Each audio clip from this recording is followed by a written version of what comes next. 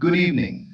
Tonight I wish to take the axe to the very root of the tree of your suffering. I want to dismantle completely and without apology a grand illusion that you have carried with you since you first opened your eyes in this world of shadows. I do not wish to do this gently, nor do I wish to do it gradually, but immediately and with absolute finality, because the belief I am about to tear down is the single most costly misunderstanding that man can harbor in his heart. It is a heavy yoke, and you have been paying its bitter price every single day of your life, completely unaware of the ransom it continuously demands from your soul. The belief is simply this: the tragic and deeply ingrained assumption that your desire does not yet exist, and that it is your personal physical responsibility to forge it out of the hard clay of this three-dimensional world. It is the belief that the wealthy life, the life of abundance and overflowing supply, is a fortress you must build brick by brick with the sweat of your brow. It is the belief that the loving relationship you crave is something you must physically hunt for, manipulate, and attract. It is the belief that the healed, vital body is something you must manufacture through sheer force of will in the world of Caesar. To the rational mind, to the man who is entirely dictated to by his five physical senses, this feels so obviously self-evidently true that to even question it seems the height of absurdity. And yet, I tell you from the depths of my own spiritual revelation, it is completely, fundamentally, and structurally false. It is not slightly wrong. It is not wrong in its finer details while remaining correct in its general spirit. It is a total inversion of the truth of God. And tonight I am going to show you what is actually true instead. I am going to reveal to you a truth so radically different from the hypnosis of this world that when you genuinely grasp it, when it sinks into your very bones and becomes your natural state of mind, the entire experience of desire and manifestation will never feel the same to you again. Let me give you a framework for understanding this profound mystery, because this teaching requires that you see reality in distinct layers, whereas the unawakened man has only ever perceived one. The layer most people live in exclusively is the world of physical form. It is the world of solid matter, measurable space of bodies, buildings, and bank balances. It is the realm of things you can touch, weigh, measure, and verify with your physical organs of sense. To the sleeping man, this world feels like the primary reality, the only reality. He bows down to it, he fears it, and he reacts to it because it is the one his physical senses endlessly report upon. But I tell you, you must look closer at what this physical layer actually is. It is the outermost layer. It is the slowest, densest layer. It is the graveyard of consciousness, the place where consciousness arrives only after it has already passed through every creative stage in the unseen. What you are seeing with your physical eyes at this very moment is not the cause of your experience. It is the effect. It is the final, dense, visible crystallization of a state that was occupied and determined long before it ever became physical facts. Your current circumstances are dead things. They are merely the ashes of your past assumptions. Between the infinite, formless creative source and this solid, unyielding physical world, there lies a magnificent middle layer. The layer of your own wonderful human imagination. This is the great workshop of God within you. This is where most practitioners of the truth spend their time, and rightly so. Imagination is the divine anvil. It is where you design. It is where you rehearse the state of the wish fulfilled, where you impress the deep, receptive subconscious, and where you set the immutable creative process into motion. But even this workshop of imagination is not the ultimate bedrock source. Beyond imagination, or more precisely beneath it, woven through it, and sustaining it, lies the deepest dimension of all, the dimension I must speak to you about tonight. This is the state of the infinite. In this dimension, every possible version of your life, every conceivable arrangement of circumstances, already exists simultaneously, completely and fully formed right now. I do not mean they exist as abstract blueprints. I do not mean they exist as dormant possibilities waiting to be actualized by hard labor. I mean they exist as accomplished, solid realities in the fourth dimension. Every version of you that could ever walk the earth, the abundantly wealthy one, the vibrantly healthy one, the fiercely loved one, the miserable one, the defeated one, the fully expressed and victorious one, exists in this unseen dimension as completely and as tangibly real as the physical garment of flesh you are currently experiencing.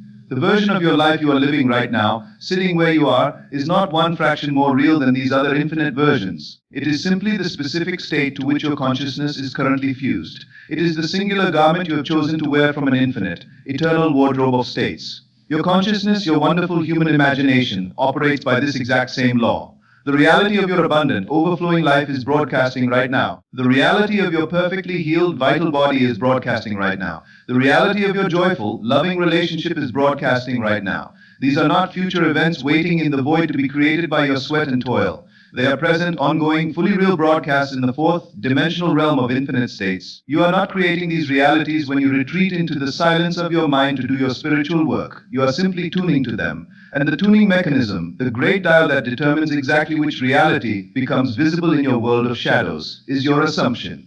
That which you most deeply, most consistently, and most genuinely assume to be true about yourself is the exact frequency your consciousness is dialed into. And the reality broadcasting on that specific frequency is precisely what must appear without fail in your physical experience. This is why I've always taught, above all other things, the law of assumption. Not because an assumption is some clever psychological trick, but because your assumption is the literal mathematical mechanism of reality selection. You are always tuned to a state. Always. The question is never whether or not you are selecting a reality from the infinite field of God. You cannot avoid selecting. The only question is, which reality are you currently selecting? And are you doing it consciously, or are you sleepwalking through life, selecting by default based on the terrifying reports of your physical senses? You are entirely fused to the frequency of your current circumstances. You look at your low bank balance, and with a feeling of dread, you tune firmly to the station of poverty. You look at your empty bed and you tune firmly to the station of loneliness. You feel an ache in your physical body and you tune firmly to the station of illness. And then, with perfect mechanical faithfulness and absolute precision, the physical world, which is always the last layer, always the dead reflection, always the effect, continues to broadcast the exact station you are tuned to. I tell you, this is not a punishment from an angry God. It is not cosmic injustice. It is not the universe maliciously withholding its blessings from you. It is simply the great receiver of your mind playing the station you have firmly selected with your inner I am. And the extraordinary, life-altering truth is this: you can change the station right now in this very moment. You do not need to wait for your circumstances to change first before you alter your assumption. You do not need physical evidence to prove the new station is real before you dare to tune into it. You require no man's permission and no one's cooperation. You simply, through a radical and unyielding shift of your deepest assumption, tune to a new frequency. And the physical world, which has no independent life of its own, no power of choice, and no alternative but to reflect whatever frequency your consciousness is most firmly rooted in, must eventually change to match it. Let me be incredibly precise about what this shift actually requires, for it is right here that the vast majority of men fail. And their failure is often subtle enough that they mistake it for righteous spiritual effort. They attempt to tune to the new station while still secretly identifying with the old one. They try to put a new patch on an old garment. They try to assume wealth in their 15 minutes of meditation, while fundamentally walking through the rest of their day identifying as someone who cannot pay the rent. They try to assume health, while underneath their core identity is that of a sick man seeking a cure. They try to assume love, while operating from the deep, unspoken conviction that they are unwanted. This half shift, this divided mind, this split between a superficial new affirmation and a deeply entrenched old identity, produces absolutely no forward movement. Or, at best, it produces a temporary ripple that quickly snaps back to the old state, because you simply cannot be tuned to two stations simultaneously. Consciousness selects one frequency, and it invariably selects the one that is most deeply felt as natural and real. The true shift does not happen in the empty words you repeat to yourself. The real shift happens in what you consent to be. A man once came to me who had been desperately trying to manifest financial abundance for years. He had exhausted every technique known to man. He visualized daily, he affirmed until his throat was dry. He kept meticulous gratitude journals. He pushed and he struggled. He did everything, and absolutely nothing moved in his world. I said to him, "Stop trying to manifest money. You are acting like a man trying to build a radio station from scratch. Instead, recognize that in the dimension of the infinite, the reality where you are abundantly wealthy already exists, completely finished right now. Your job is not to build it, it is to claim it. And then you must live from it, not struggle toward it." I must say something to you about the nature of time, because a misunderstanding of time is the great stumbling block for most. In the dimension of infinite possibilities, in that fourth dimensional reality where all versions of your life exist, there is no time. There is no before, and there is no after. There is no agonizing period of waiting, no slow process of becoming. There is only being. There is only the eternal simultaneous presence of all possibilities existing together right now in the single, dimensionless moment of God's consciousness.